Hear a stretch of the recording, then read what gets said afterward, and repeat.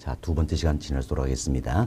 자, 저희들이 지난 시간에는 부동산 학개론이다 이 과목에 대해서 소개를 해드렸습니다. 자, 그럼 이제 자, 부동산 학개론 이 과목에서 합격점을 받기 위해서는 어떻게 될 것인가? 항상 전략과 전술이 중요하다 할 수 있겠습니다. 그래서 이제 합격점을 받기 위해서 우리 나름대로 몇 가지 전략을 설명을 좀 드리고자 합니다. 그래서 여러분께 프린트물을 제공해 드렸습니다. 프린트물 1페이지를 한번 보세요. 1페이지는 학습 전략이다 소개되고 있죠. 먼저 1번입니다. 최근 시험에 출제 경향 공부 방법 파악하기다 이렇게 넣어드렸습니다. 사실 무시간 공부는 필요 없다라는 겁니다. 왜? 우리는 만점을 받기 위해서 공부하는 게 아니라는 이야기예요. 합격점을 받기 위해서 합격하기 위해서 공부를 한다 이렇게 생각하시면 되겠습니다. 자, 과거에 제 이런 사례가 있었습니다. 제가 이제 모 학원에 출강을 했었는데 그 학원에 등록한 수강생 한 분이 저에게 상담을 요청했습니다. 그래서 이제 그분과 상담을 하는데 그분이 3년 동안 혼자 도서관에서 공부를 했다 이야기하시더라고요. 그래서 3년 동안 학원에 나온 적도 없고 동영상 들어본 적도 없고 오로지 혼자 3년 동안 공부했다라는 겁니다. 그래서 어떤 책 가지고 공부했습니까? 여쭤보니까 책을 보여주더라고요. 보이는데 공교롭게도 제가 직접 쓴 기본서입니다. 제 책 가지고 3년 동안 공부했습니다. 그럼에도 불구하고 그분은 합격점을 받지 못했어요. 사실 그분이 책을 얼마나 많이 봤는지 책이 책이 시커멓더라고요. 시커멓고 페이지를 넘기기 어려울 정도로 책이 다 헤어졌습니다. 그럼 그만큼 책을 많이 봤다는 뜻이에요. 그럼에도 불구하고 3년 동안 합격점을 받지 못했던 이유는 어디 있겠습니까? 이분은 공부를 하시지만 혼자 하시다 보니까 어디가 중요하고 어디가 안 중요한지 이걸 파악을 못 하시는 겁니다. 사실 우리는 합격점을 받기 위해서는 어때요? 중요한 부분들 집중적으로 공부할 필요가 있다는 이야기가. 그래서 그분은 오히려 중요하지 않다 판단의 부분도 하다 보니까 이게 전체 흐름도 이해가 안 되고 안 되는 겁니다. 그래서 그분이 결국은 3년 동안 혼자 공부하시다가 합격점을 받지 못하고 학원에 나왔습니다. 나와서 저와 상담한 이후에 2달 동안 강의를 들으셨어요.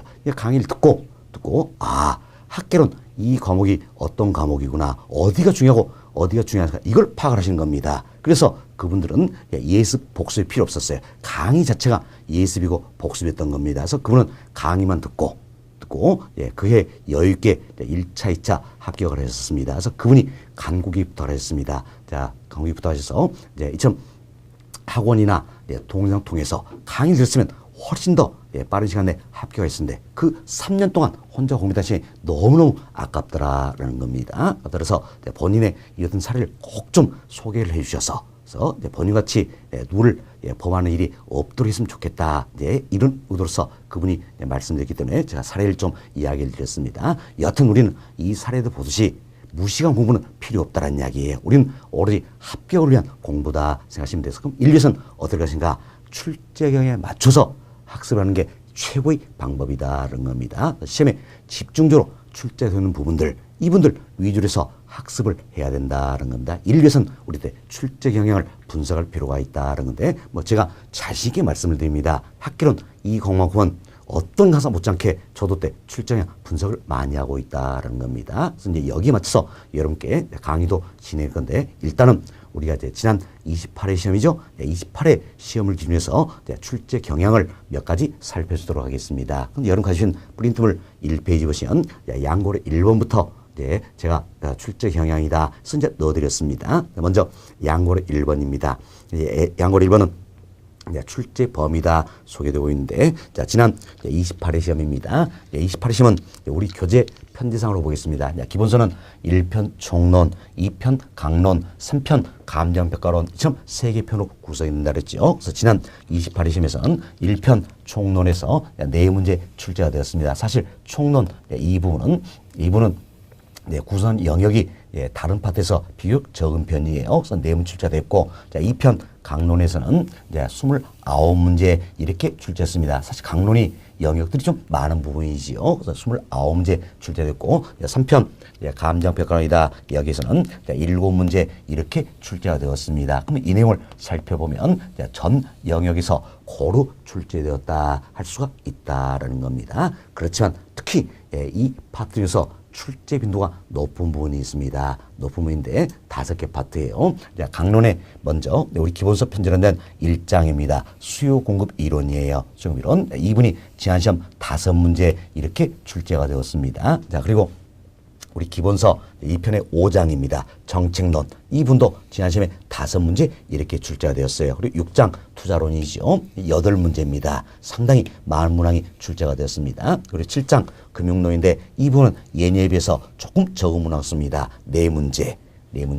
예, 그리고 예, 자 3편 감염표현 모아가지고 7문제 이렇게 출제했습니다. 이 5개 파트가 출제 비중이 아주 높은 부분이다 할 수 있겠습니다. 그럼 자 5개 파트 문항수를 한번 세봅시다. 자 수용비론 5문제, 정책론 5문제, 합의 10문제 되겠지요. 투자론 8문제니까 18문제, 금융론 4문제니까 22문제, 감정평론 7문제니까 29문제다 할 수 있겠죠. 이 같은 5개 파트에서 지난 28일 시험에 29문제가 출제가 되었다는 겁니다. 그러면 이 5개 파트가 굉장히 중요한 부분이다 알 수가 있겠지요. 그렇죠? 예, 그렇지만 이 5개 파트가 또 만만한 부분은 절대 아니란 이야기예요. 제가 그동안 이제 16년 동안 강의를 하면서 매년마다 예, 학원 수강생들로부터 예, 설문을 받습니다. 그럼 설문 받으면서 자, 물론 이제 내년 29회 자기시험을 위해서도 제가 강의하면서 네, 제 강의 듣는 학원 수강생들에게 또 여쭤볼 겁니다. 그래서 아마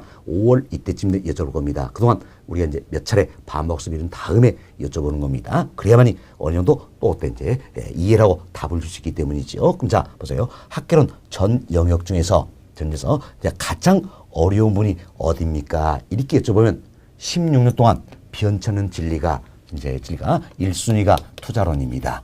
투자론. 물론 이제 대학에서 투자론을 전공했다는 이야기예요. 그럼 이 같은 경우에는 예외가 될 수가 있겠지요. 예, 그래서 우리가 일반적으로 이야기하는 거예요. 이때 일반적이라는 것은 이제 약 70%, 80% 예, 이런 정도 수준이라는 겁니다. 일반적으로 우리가 살펴봤을 때는 예, 투자론 예, 가장 어렵게 느낀다. 1순위입니다. 1순위. 예, 다음은 예, 두 번째가 감정평가론입니다.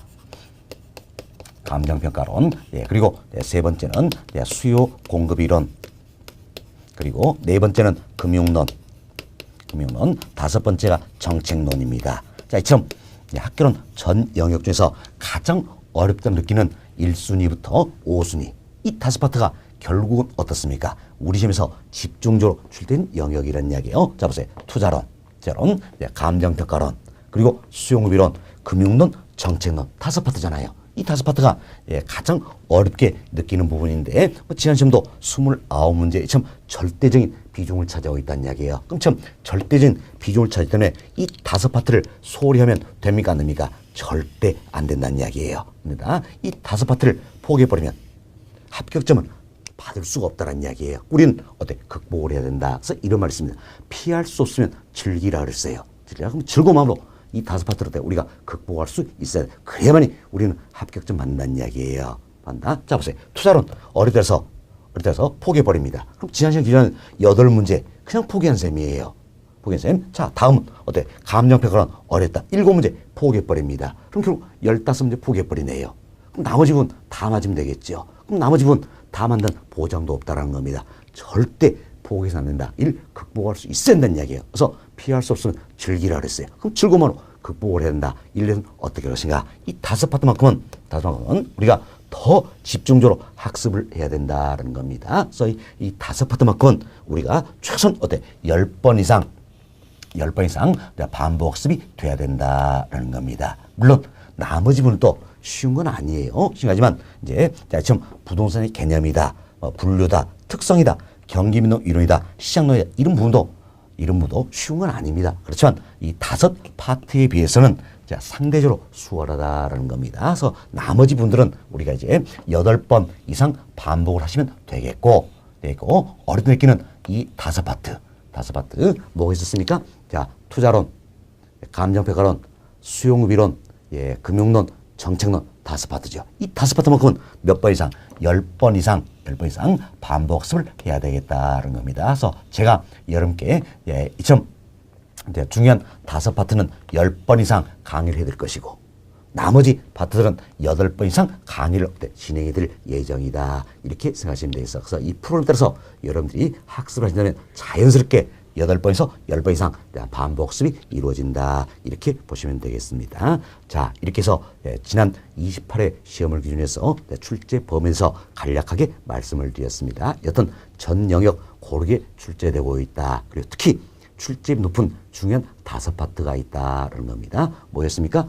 투자론, 감정평가론, 수용비론, 금융론, 정책론이다. 이렇게 보시면 되겠습니다. 어려운 순서대로 여러분께 말씀을 드렸어요. 자, 다음 지난 시험의 출제 유형에 대해서 간단하게 설명을 드립니다. 양고로 2번 내용이 되겠어요. 양고로 2번 내용은 이런 내용입니다. 먼저 제가 지난 28회 자격시험을 기준하는 겁니다. 그랬을 때 먼저 긍정형 문제가 있습니다. 긍정형 문제, 그리고 부정형 문제가 있다라는 겁니다. 이때 긍정형 문제라는 것은 이제 옳은 것 고르기입니다. 사실 우리 시험은 객관식이에요. 객관식 오지선다형이다라는 겁니다. 지금 오지선다형은 보기가 1번, 2번, 3번, 4번, 5번 5개 있다는 이야기예요. 그럼 5개 중에 하나 찾는 겁니다. 그래서 긍정형 문제는 옳은 거 찾는 문제가 되겠고, 부정형 문제는 틀린 거 찾는 문제다. 이렇게 보시면 되겠습니다. 그래서 지난 시험은 긍정형 21문제, 부정형 19문제 이렇게 출제가 되었습니다. 그럼 사실 여러분 생각하세요. 이 5개 중에서 옳은 거 하나 찾는 것과 틀린 거 하나 찾는 거 어디가 더 어려울까요? 그렇습니다. 옳은 거 하나 찾는 게 더 어렵다는 이야기예요. 그래서 지난 시험은 이처럼 옳은 거 찾는 긍정형 문제 이게 조금 더 많이 출제가 되었다라는 특징이 있다. 이렇게 보시면 되겠습니다. 자, 다음은 지난 시험에 박스형 문제가 있습니다. 박스형 문제인데 박스형 문제는 이와 같은 내용이 되겠지요. 자, 여튼 박스를 주어집니다.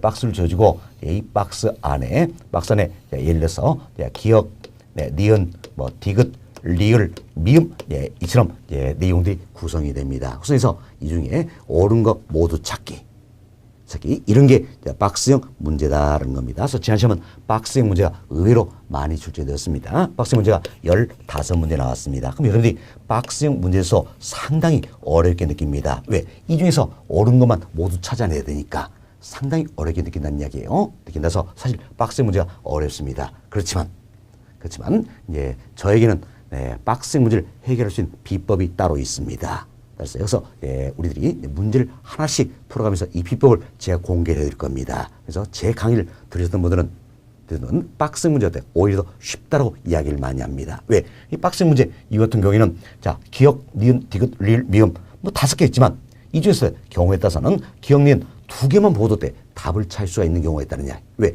우리 비법이 있기 때문에 비법을 활용하면 된다는 이야기예요. 경우에 따라서는 기억, 니은, 디귿 3개만 보도 답을 찾을 수가 있는 문제들이 아주 많다는 이야기예요. 그럼 여하튼 비법을 활용한다면 박스형 문제도 우리 충분히 극복할 수 있다. 오히려 박스형 문제가 나와주기를 바란다는 이야기예요. 왜? 답 찾는 게 더 쉽기 때문에. 더 짧은 시간에 답을 찾을 수 있기 때문에. 그래서 우리만의 비법이 있다. 그래서 박스형 문제 많이 나오도록 전혀 우리는 걱정할 필요 없다. 이렇게 생각하시면 되겠습니다. 자, 그리고 지난 시험 중에 큰 특징이 또 하나가 계산형 문제가 많이 출제했다는 이야기예요.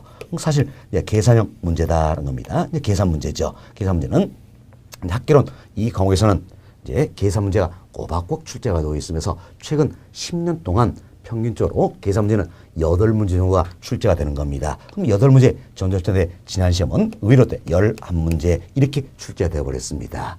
11문제 상당히 많은 문항이다 할 수 있겠지요. 그래서 계산 문제를 포기해버리면 11문제 포기해버립니다.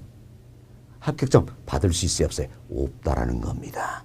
없다. 결코 계산 문제 포기해서는 안 된다는 이야기예요. 안 된다. 자, 이 부분도 저만의 자료가 있습니다. 자료인데 저는 계산 문제 대비해서도 지난 28회 시험에서도 계산 문제 이걸 대비하자 따로 테마 강의다 이 과정 통해서 제가 계산 문제 정리된 20개 유형을 설명을 드렸어요.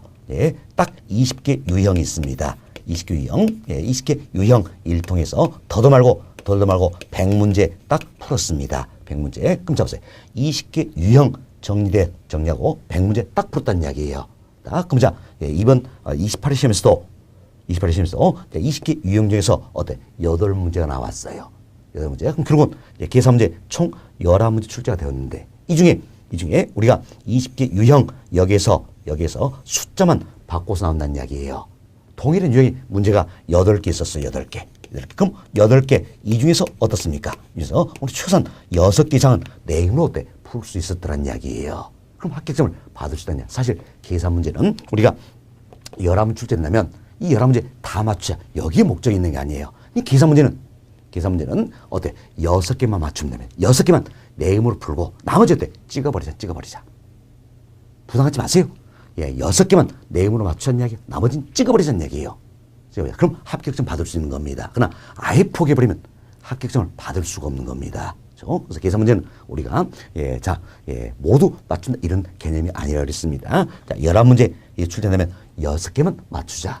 자, 인류에서는 우리 때 정리된 자료가 있다 그랬죠. 이것은 20개 유형 이를 통해서 약 100문제 정도만 연습을 해보시고 이와 동일한 유형의 숫자만 바꿔서 나온 문제 있으면 풀어서 때 맞추자 이런 의미입니다. 따라서 지난 시험에서도 제 강의를 드렸던 분들은 이 계산 문제도 다소 수월하게 우리가 목표했던 6문제는 맞출 수 있었을 것이다 이렇게 생각을 해본다라는 겁니다. 됐습니다. 그래서 이제 이번 시험도 마찬가지예요. 제가 본 기본 이론 과정이나 심화 이론 과정 진행하면서 계산 문제들 다 풀어드립니다. 다 풀어드리고 문제풀이 시간에도 다 풀어드립니다. 그렇지만 이분을 극복을 해야 되기 때문에 계산 문제는 따로 뽑아가지고 또 테마 특강이다 이런 과정에서 유형별로 정리를 해서 여러분께도 설명을 드릴 겁니다. 그래서 우리는 계산 문제도 극복할 수 있다. 그래서 계산 문제 너무 어렵게 생각하지 말자는 이야기예요. 사실은요. 공부를 한 지 오래다 보니까 계산 문제 개점은 들어왔습니까? 머리가 깨질 것 같아요. 멘탈이 붕괴된다는 이야기예요. 붕괴다. 그럴 필요 없다. 계산 문제는 어렵게 생각하면 안 된다는 이야기예요. 자신감을 가져야 됩니다. 할 수 있다. 이건 자신감만 갖고 우리가 하나씩 정리해가면 충분히 극복할 수 있다. 이것은 제가 정리된 유형에서 숫자 바꿔 나온 문제 이런 게 있기 때문에 이런 것만 맞추면 되겠다 이렇게 생각을 해봅니다. 자, 이렇게 해서 지난 시험에 출제 유형에서 말씀드렸습니다. 지난 시험의 큰 특징이 이처럼 긍정형 문제가 다소 많았다는 거, 부정형 문제에 비해서 긍정형 문제가 많았다는 거, 그리고 예년에 비해서 박스형 문제 많이 출제됐고 특히 계산 문제 예년에 비해서 상당히 많은 문제가 출제가 되었다. 이런 특징이 있었다. 이렇게 보시면 되겠습니다. 다음은 정답 분포입니다. 정답 분포. 자, 이 부분도 우리가 상당히 좀 신경 쓸 필요가 있는 부분입니다. 정답 분포에 학계론 이 과목은 오지선다형이라고 그랬지요. 오지선다형에서 보기 1번부터 5번까지 오지선다형이다. 학계론 총 몇 문제입니까? 40문제예요. 40문제니까 우리가 산술조로 따져본다면 답이 몇 개씩 나옵니까? 8개씩 나온다는 겁니다. 나온다서 보기 1번, 2번, 3번, 4번, 5번이다. 이렇게 해서 산수 따지면 답이 8개씩이지요. 8개씩. 이것이다. 그렇지만 최근 10년 동안 이것은 정답 분포 이걸 제가 살펴봤습니다. 살펴보니까 대체로 어떻습니까? 고르게 정답이 분포된다는 결론을 얻을 수 있다는 이야기예요. 그래서 예를 들어서 지난 시험처럼 보기 1번에 7개 이렇게 정답이 구성이 되고 보기 2번 8개, 보기 3번 9개, 보기 4번 8개, 보기 5번 8개 이렇게는 구성이 돼도 보기 1번이 답이 12개 이렇게는 구성되지 않는다는 이야기예요. 그래서 대체로 최근 10개년 동안 정답 분포도 고르게 줄 때가 되었다. 이렇게 보시면 되겠습니다. 이걸 우리는 어떻게 활용해야 될 것인가?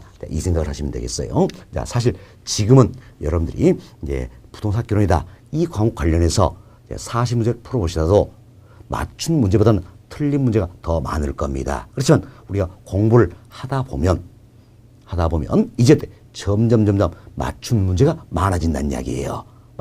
그래서 내가 이제 착한 건 맞는 답이 된다는 이야기예요. 그렇지만 내가 풀지 못한 문제는 못한 문제는 자, 있겠죠. 이 풀지 못한 문제는 어떻게 생각? 나중에 때 찍어야 되겠지요. 그럼 찍을 때 뭘 찍을 것인가? 여러분들이 이 생각했어요. 처음 정답 분포가 고르다는 걸 활용을 해서 내가 풀었던 문제는 답안에 때 마킹을 했겠지요. 마킹인데 마킹한 내용을 눈으로 보니까 자 2번 보기 2번이 마킹한 내용이 거의 없더란 이야기예요. 그럼 답안 푼 고루 되는데 내가 마킹한 내용이 2번이 없으면 어때? 나머지는 2번이 답이 될 가능성이 아주 높다는 걸 알 수 있겠죠. 그래서 찍더라도 2, 3, 4, 1, 4 이렇게 찍는 게 아니라 2번 어때? 들이냅다 긁어버리면 한 문제를 어때? 더 맞출 수 있다는 이야기예요. 사실은요. 한 문제가 굉장히 중요합니다. 이유가 있어요. 이유인데 제가 그동안 이제 16년 동안 강의를 하다 보니까 여러 수강생들 만났는데 떨어진 분들은요. 꼭 어때? 한 문제 때문에 떨어졌다. 이런 이야기 하시더라고요. 두 문제 때문에 떨어졌다. 이런 말씀하시는 분은 저희가 그때 한 분도 없었습니다. 떨어지면 다 한 문제 때문에 떨어진 것이다. 우리는 한 문제만 맞으면 어때? 합격을 받는다는 이야기예요. 한 문제 중요하다. 이를 위해서는 찍을 때 찍더라도 요령껏 잘 찍었다는 이야기예요. 2, 3, 4, 1, 4 이렇게 찍어서 한 문제를 맞출 수 있는 확률과 내가 공부 좀 했어요. 공부 상태에서 이제 답안 마킹했을 때 가장 답이 적게 마킹된 번호 하나를 선정해서 한 번호로 찍어버리는 거 어느 게 더 확률이 높을까요? 그렇죠. 한 번호로 찍는 게 확률이 더 높다는 이야기예요. 높다. 이 원리를 여러분들이 이해를 하시고 나중에 이분도 때 활용이 되시면 훨씬 더 유리한 분이 될 것이다. 이런 생각을 해봅니다. 이도 제가 몇 차례 또 강조를 좀 해드릴 겁니다. 여튼 다른 과목은 제가 잘 모르겠어요. 그렇지만 학개론 이 과목은 최근 10년 동안 정답 분포도 어떻습니까? 고르다. 이걸 꼭 명심을 좀 해두시기 바라겠습니다. 자, 다음은 네 번째입니다. 네 번째 이제 출제 난이도다 소개되고 있는데 사실 지난 28회 자격시험입니다. 28회 자격시험은 40문제 전체로 본다면 난이도가 아주 높은 시험은 아니었어요. 물론 예년에 비해서 조금 더 높긴 높았어요. 그러나 아주 높은 건 아니었습니다. 그러나 실제 시험장에서 시험 보실 때의 난이도가 있다는 이야기예요. 이걸 흔히 우리가 뭐합니까? 체감 난이도다 이렇게 이야기합니다. 실제 시험장에서 시험 보셨을 때의 체감 난이도는 굉장히 높은 시험이었다는 겁니다.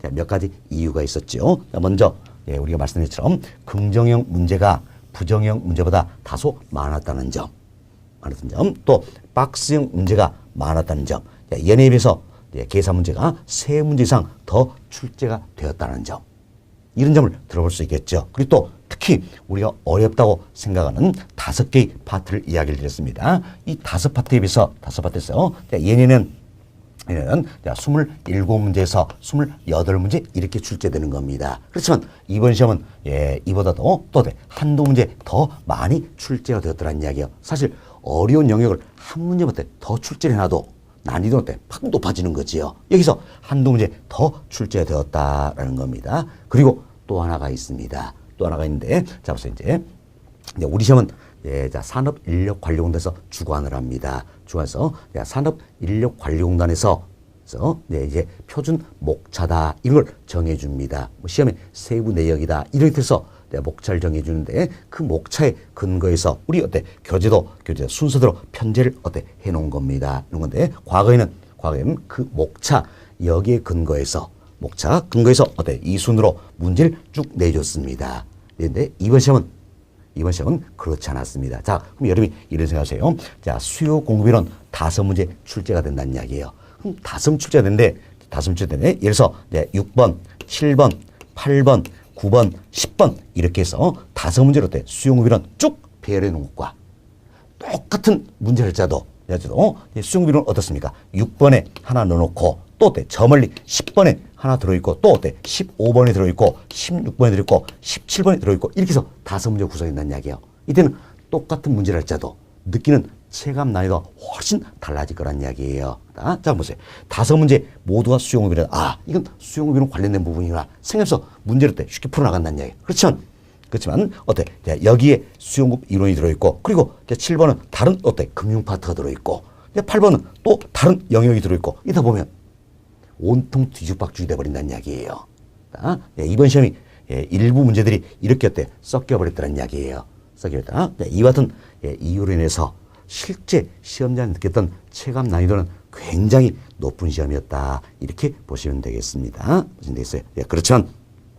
그렇지만 자, 저희 무크랜드 프로에 따라서 합격하신 분들은 이제 그래도 좋은 결과를 얻었을 것이다. 이렇게 생각을 해봅니다. 왜? 우리만의 비법이 있고 전략이 있기 때문에 극복할 수 있다는 이야기예요. 자, 조은희 말씀드렸죠. 자, 박스형 문제 극복할 수 있는 비법이 있다. 다음 이제 계산형 문제 정리된 자료 있다는 이야기예요. 일단 이런 걸 통해서 우리는 어떻습니까? 충분히 극복해 나갈 수가 있다. 이렇게 생각을 봅니다. 그래서 여러분들이 무크랜드 믿고 강사 믿고 따라오시면 좋은 결과를 얻을 수 있을 것이다. 이렇게 저 나름대로 확신을 해봅니다. 자, 그래서 이제 출제 난이도 간단하게 말씀을 드렸고요. 자, 다음 페이지 한번 보세요. 다음 페이지 보시면 프린트물 2페이지입니다. 단원별 출제 경향이다. 이 부분을 넣어드렸어요. 자, 저희 기본서는 1편부터 3편, 3편으로 구성이 된다. 이야기 드렸죠? 그래서 연 프린트물 2페이지 맨 좌측으로 보세요. 맨 좌측 보시면 자, 1편 총론이다. 이 부분이네요. 자, 2편 강론 이 부분이죠. 3편 감정평가론이다. 이렇게 해서 기본서 편제에 맞춰서 구성을 해드렸습니다. 1편 총론은 1장부터 3장 이렇게 3개의 장으로 구성이 됩니다. 1장은 부동산 학문에 대해서 다루고 있는 부분이고 2장은 부동산의 개념 분류 방법, 3장은 특성이다. 이렇게 소개되고 있습니다. 그래서 1장, 2장, 3장에서 최근 10개년 동안 또한 매회마다 몇 문제씩 출제가 되었는가 이걸 보여주고 있는 내용들이에요. 그래서 우리가 이걸 활용해서 이 파트는 몇 문제 출제되는구나 알 수 있겠죠. 그리고 1토에서 여론실 29회 시험은 몇 문제 출제로서 예상이 될 것인가 이 부분까지 넣어드렸습니다. 그래서 이름이 앞으로 학습하시는데 이 자료도 많은 도움이 됐으면 하는 바람입니다. 물론 제가 이제 기본서 통해서 기본 이론, 심화 이론 과정들은 별도로 다시 여러분께 프린트물 제공해드리고 이 문항수 또 지속적으로 설명을 드릴 것이다. 이렇게 약속해 봅니다. 자, 다음 2편입니다. 2편은 1장 수요 공급 이론, 자 2장은 경기 변동 이론, 3장은 시장론, 4장은 여기 있죠. 입지론, 5장 정책론, 6장 투자론, 7장 금융론, 8장 이용 개발론, 9장 관리 마케팅론 이렇게 구성이 되어 있습니다. 이게 이제 2편이 되겠어요. 2편이 나서 2편 여기에서도 출제 문서가 많은 편이죠. 그래서 특히 중요한 부분 2편선 4가지가 있네요. 여기만큼은 이제 때 밑줄 한번 그으실 때가 됐습니다. 지금까지는 제가 자 볼펜 들지 말고 편한 마음으로 설명 한번 들어보시자 이렇게 이야기를 했죠. 그렇지만 이제는 밑줄 하나 그어 놓으셔야 되겠다는 겁니다. 그래서 2편의 1장입니다. 1장 수용급 이론이다 나와 있죠. 그래서 지난 19회 시험부터 28회까지 출제 문항수를 넣어드렸습니다. 19회 시험은 6문제, 20회 시험은 5문제 나왔죠. 지난 28회 시험도 5문제 출제였다. 그래서 수용급 이론 1장 수용급 이론에다 여기 밑줄을 쭉 그어놓으시기 바라겠습니다. 쭉 그어놓으시면 전체를 밑줄을 쭉 그어놓으시면 되겠습니다. 그래서 한눈에 볼수록 출제가 많이 되겠구나 볼수록 그어놓으시면 돼요. 다음은 조금 내려봅시다. 5장 정책론입니다. 역시 정책론도 출제가 많이 되고 있는 영역이죠. 영역에서 정책론 이 부분도 전체적으로 이렇게 밑줄 쭉 그어놓으시면 되겠습니다. 다음 6장 투자론입니다. 투자론 자 절대적인 비중을 차지하는 부분이죠. 지난 시험은 무려 8문제나 출제됐습니다. 그래서 전체 중에 15.75%다 약 16% 출제 비용을 차지하고 있는 부분이에요. 너무너무 중요한 부분이다 할 수 있겠죠. 그래서 6장 투자론도 전체로 이렇게 밑줄을 그으시면 되겠습니다. 다음 7장 금융론입니다. 금융도 출제가 굉장히 많이 된 영역이에요. 만약이다. 그래서 이제 14.5% 이런 비중을 차지하는 부분입니다. 하지만 지난 시험은 얘네에 비해서 조금 적은 문항수가 출제됐어요. 그렇다 보니까 여론실 이번 시험에는 더 많은 문항이 출제될 것으로 예상이 되는 영역이다 생각하시고 금융론 7장 여기도 한 줄 밑줄 쭉 그어놓으시면 되겠습니다. 그래서 우리가 이제 2편 강론에서는 출제가 많이 되고 또 어렵기도 하지만 출제 많이 되고 중요하다 하는 부분 자, 4파트를 밑줄을 그어놨습니다. 어디입니까? 수요 공급 이론, 다음 정책론, 투자론, 금융론이다. 이렇게 보시면 되겠습니다. 다음 3편입니다. 3편은 감정평가론이죠. 그래서 이제 우리 기본서는 1장 기초이론, 2장 가격이론, 3장 지역분석, 개별분석, 그리고 4장 평가방식, 5장 가격 공시서 좀 5개 장으로 썼는데 감정평가론 전체 묶어서 보실 필요가 있습니다. 그래서 감정평가론 이 부분도 출제문서가 많은 부분이에요. 그래서 이제 5장 아래 보면 소개 나와 있죠. 소개. 5장 아래에 소개 나와 있습니다. 소개 여기 어때? 전체적으로 밑줄을 쭉 그어놓으시면 되겠습니다. 밑줄을 쭉 그어놓으시고 대체로 어때? 평가론 여기서도 6문제에서 7문제는 출제는 영역이다. 이렇게 보시면 되겠습니다. 이분도 마찬가지로 약 16.5%의 출제 비중을 차지하고 있는 부분이다. 알 수 있겠죠? 그래서 출제가 굉장히 많이 되는 부분이다라는 겁니다. 자, 이렇게 해서 저희는 이제 앞으로 우리가 학습하셔야 될 기본서 1 통해서 단원별로 출제 경향을 살펴드렸습니다. 특히 출제가 많이 되고 중요한 부분 5군데 밑줄을 보냈습니다. 어디입니까? 자, 2편의 1장 수요응급이론, 5장 정책론, 6장 투자론, 7장 금융론, 그리고 감정평가론 전체 모아가지고 소개 여기 밑줄을 그어놨습니다. 이분들이 중요한 부분이다. 이렇게 해서 한 번 더 보시고 이 자료도 때 여러분 학습하신데 활용이 좀 되었으면 합니다. 자, 이렇게 해서 저희들이 이제 지난 28회 시험을 기준해서 출제 경향을 분석해 드렸습니다. 이 같은 출제에 맞춰서 우리가 공부를 하자라는 겁니다. 저 역시도 마찬가지입니다. 출제에 맞춰서 여러분께 강의를 진행해 드릴 겁니다. 그래서 우리는 무시 공부 필요 없다 그랬습니다. 출제에 맞춰서 합격점을 받을 수 있는 공부가 되자 이렇게 말씀 좀 드리고 싶네요. 다음 내용 프리즘을 3페이지 봅시다. 3페이지 보시면 학습 전략 두 번째입니다. 두 번째로 원리와 개념 이해 중심의 기본서 읽어보기다. 이걸 넣어드렸습니다. 첫 번째로 한번 봐보세요.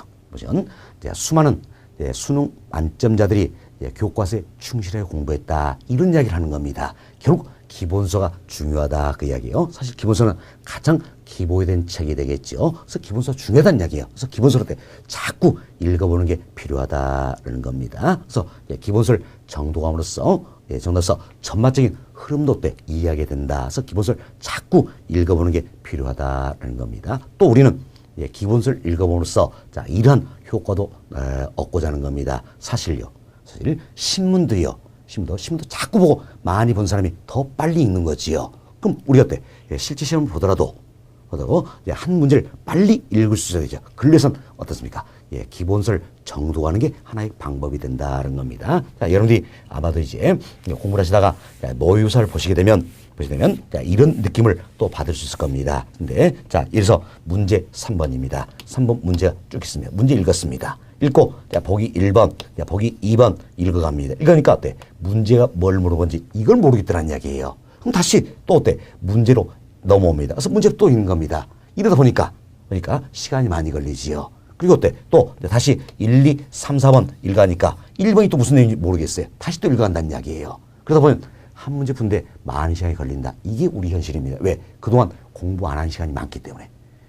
10년, 20년 공부를 하다 보니까 이런 현상들이 나타난다는 이야기. 이걸 극복할 수 있는 가장 좋은 방법이 뭘 것인가? 바로 기본서를 자꾸 읽어보는 것이다라는 겁니다. 그래서 신문도 많이 읽어본 사람이 빨리 읽듯이 기본서도 때 많이 읽어본 사람이 모의고사나 실제 시험에서 지문을 보다도 빨리 볼 수 있다. 그래서 지문을 많이 읽어본 사람은 어떻습니까? 문제 읽으면서 여기에 포인트가 뭐다? 동그라미를 딱 쳐놓는다는 이야기예요.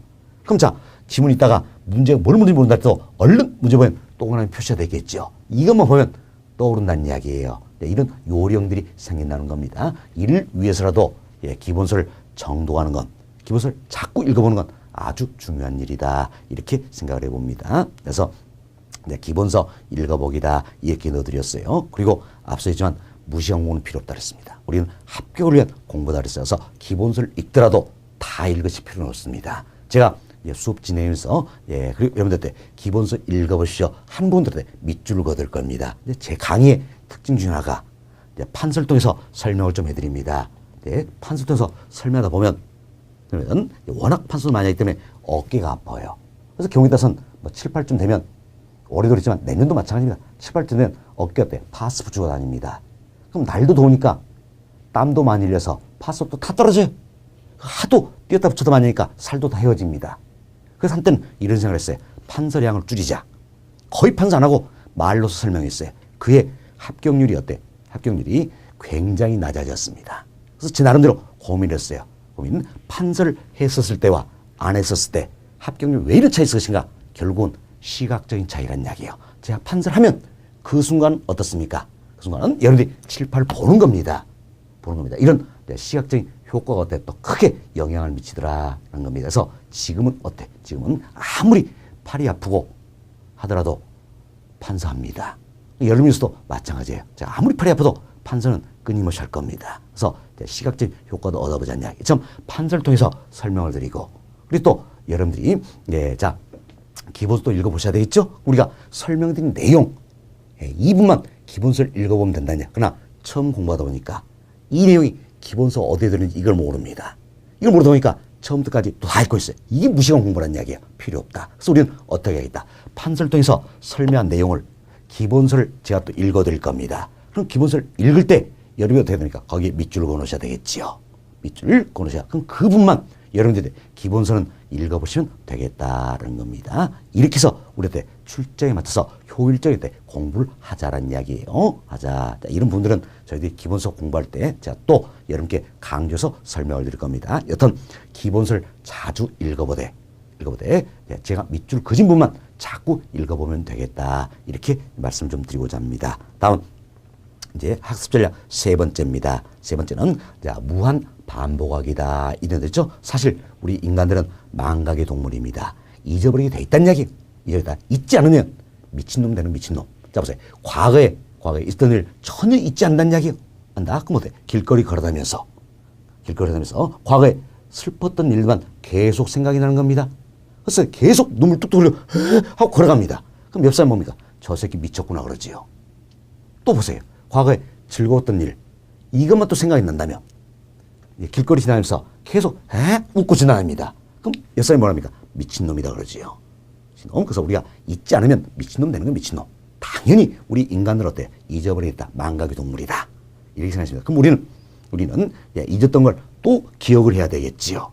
그리고 또 기억을 해야 한다. 이를 위해서는 뭐가 필요하다? 반복학습이 필요하다. 그래서 성인학습의 최고의 방법은 뭡니까? 반복학습이다라는 겁니다. 반복학습에서 이제 반복학습이 무엇도 중요하다. 지금 여러 차례 강조를 드리고 있는 겁니다. 그래서 처음에는 무슨지 잘 모릅니다. 그 달자도 1순환, 2순환 이렇게 반복이 되면서 자연스럽게 원리를 깨우치고 이해를 하게 된다는 이야기예요. 그래서 반복학습 무엇보다 중요하다. 그래서 우리는 몇 번 반복하자 그랬습니까? 최소 8번에서 10번 이상 반복을 하자라는 겁니다. 참 반복학습 무엇보다 중요하다는 겁니다. 다음 학습 전략 네 번째입니다. 네 번째는 집중 투자자는 이야기예요. 집중 투자다. 자, 이건 이런 의미가 되겠지요. 저희들이 이제 아주 어릴 때 느끼는 5개 영역이 있었습니다. 5개요. 이 5개 영역이 그만큼 또 출제도 많이 되고 있는 부분이죠. 그래서 이분의 집중 투자자 이렇게 생각하시면 되겠어요. 집중 투자자. 그래서 이분은 어때? 반드시 극복을 해야 된다는 얘기. 그래서 이분만큼은 우리가 몇 번 이상 반복하자. 10번 이상 반복하자. 이런 내용입니다. 그래서 네 번째 집중 투자자 이분 말씀을 좀 드렸습니다. 그래서 이거 5번째입니다.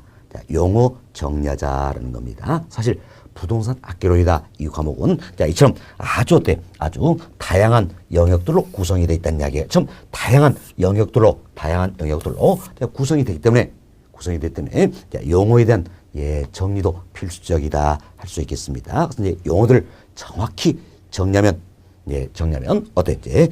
이 이론들에 대한 원리를 이해하는 데 훨씬 더 도움이 될 것이다. 이렇게 생각을 해봅니다. 이런 취지에서 본 기초이론 과정에서는 여러분께 용어 정리를 많이 해드릴 겁니다. 그럼 좀 기초이론 과정에서 우리 용어 정리 해놓으면 이 내용들이 앞으로 우리 기본이론, 심화이론 과정에서 학습하시면서도 밑바탕 토대가 될 것이다 라는 겁니다. 그래서 이제 다음 시간부터는 저희들이 여튼 용어에 대해서 많은 내용을 또 해설을 좀 해주도록 하겠습니다. 여튼 용어 정리 잘하자라는 겁니다.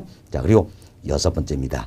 6번째는 계산 문제 두려워하지 말자 그랬습니다. 자, 이분도 앞서서 말씀드렸죠. 사실 부동산 학개론 이 과목은 최근 10년 동안 평균적으로 계산 문제 몇 문제입니까? 자, 7문제에서 8문제 이렇게 출제가 된다는 이야기예요. 여덟 문제 준다. 그렇지만 예, 지난 뭐 25회 시험과 예, 지난 예, 28회 시험이죠. 28회 시험 예, 이 부분에서는 어떻습니까? 25회도 마찬가지고 지난 28회도 마찬가지야. 11문제 이렇게 출제하던 겁니다. 따라서 예, 계산 문제 포기하면 절대 합격점 받을 수 없다는 겁니다. 물론 여러분들이 예, 계산 문제 어렵다는 거 알고 있어요. 그렇지만 우리 나름대로 어때 정리할 수 있다 그랬잖아요. 그래서 계산 문제 절대 포기하지 말자 이렇게 생각을 해봅니다. 그래서 예, 계산 문제 두려워하지 말자냐 말고 자신 갖고 나 어때 할 수 있다. 이런 마음 가지고 야, 유형별로 우리 정리하면 충분히 극복할 수가 있다는 겁니다. 자, 예, 이런 내용을 넣어드렸어요. 그래서 네, 부탁기론 이 과목에서 출제된 예, 계산 문제 유형을 우리가 파악을 하자. 그리고 이에 대해서 충분히 대입을 한다면 우리는 극복할 수 있다는 이야기예요. 따라서 계산 문제 두려워하지 말자. 또 저만의 자료가 있다 그랬죠? 네, 이 자료를 통해서 우리 학습에 충분히 극복할 수 있다. 이렇게 생각합니다. 자, 이렇게 해서 예, 저 나름대로 예, 여러분께 예, 부동산 학기론이다. 이 과목을 1년 동안 어떻게 공부해야 될 것인가. 예, 학습 전략 6가지를 이야기를 드렸습니다. 먼저 예, 출제 경향 파악이라서 출제 경향에 맞춰서 우리가 공부를 하자는 겁니다. 다음은 이제 기본서 예, 잘 읽어보자. 그리고 예, 무한 반복하자는 겁니다. 또한 집중 투자다. 그래서 어렵게 느끼는 5파트 있었죠? 예, 5파트 수용위론, 정책론, 예, 투자론, 금융론, 평가론 이 파트만큼은 10번 이상 반복하고 집중 투자하고 나머지 분들은 8번 이상 반복하자는 겁니다. 다음 예, 용어 정리하자. 그리고 계산 문제 두려워하지 말자. 왜? 우리만의 예, 정리된 자료가 있기 때문이다라는 겁니다. 자, 이 같은 이제 학습 전략을 활용해서 우리가 더욱더 효율적으로 공부를 해보자. 그래서 꼭 올해만큼은 합격점 받자. 이런 취지로 나름대로 여러분께 학습 전략 6가지를 제시해 드렸습니다. 자, 이 방법들을 활용해서 보다 더 효율적으로 공부를 하셨으면 하는 바람으로서 말씀 내용이었다. 이렇게 생각하시면 되겠습니다. 자, 그리고 예, 프린트물 3페이지 맨 아래 두 번째 줄 제가 이런 문구를 넣어드렸습니다. 네, 실력은 현금이고 예, 자격증은 수표다. 이런 말이 있다는 이야기예요. 따라서 우리는 이제 현금과 수표 가득한 인생 최고의 자산을 획득할 수 있는 기회가 돼야 된다는 겁니다. 그래서 꼭 올해만큼 자격증을 취득하자는 겁니다. 이래서 우리가 학기론 이 과목도 효자 과목이 될 수 있도록 저 자신도 여러분께 노래했지만 여러분들도 묵힌 프로 믿고 절 믿고 따라오신다면 우리는 반드시 해낼 수 있다. 이렇게 생각을 좀 해봅니다. 자, 그래서 저희들이 2시간 동안 일단 앞으로 우리가 어떻게 공부할 것인가 이 내용을 통해서 오리엔테이션 해드린 시간으로 가졌습니다. 이번 시간은 여기까지 말씀드리겠고 다음 시간부터는 저희들이 하나하나씩 용어를 정리한 시간이다. 이렇게 보시면 되겠습니다. 자, 이번 시간은 여기서 마치도록 하겠습니다.